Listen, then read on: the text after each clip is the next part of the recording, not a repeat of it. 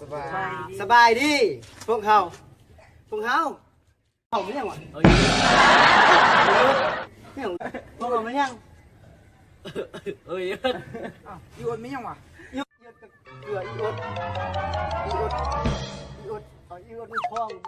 โอ้กูแม่นอีอดเนาะอีอดก็คือว่าเป็นซองทางของพวกเขาก็คือแม่นแล้วซองทาง Facebook เช่นว่าเขาตั้งกลุ่มขึ้นมาก็เช่นว่าเป็นอีอดสตูดิโอนั่นเองเนาะก็คือว่าเป็นทางไม้ที่จะให้ท่านผู้ชมติดตามพวกเขาแบบจัดเต็มเช่นว่าจะมีความตลกเฮฮาเรื่องต่างๆพวกเขาจะมากองกันนี่หมดเดี๋ยวมื้อนี้เนาะพวกเขาจะพาท่านผู้ชม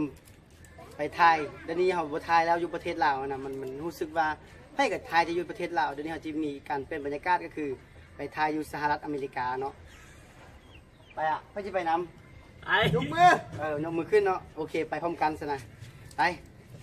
1 2 3ไปมาอย่างนี้ตอนหัวจุดคือแจ้งๆเลยนะจังหวะนะเอาเร็วมันนี่มือสั่งเอายุ่งใส่กว่านี้โอ้แล้วภาษาเอาเครื่องภาษาหลักเอาจะพูดสาธุเราไปแล้วก็กลับมาเลยเอามาที่นี่แล้วมึงเนี่ยกูจะเอาที่ภาษาหลักผิดพอแล้วไม่แล้วโอ้ยมึงไปเอาไป1 2 3ไปโอ้ย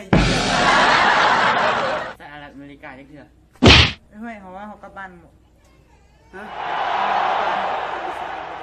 บอกไปหรอกผมว่าไก่กลับบ้านไป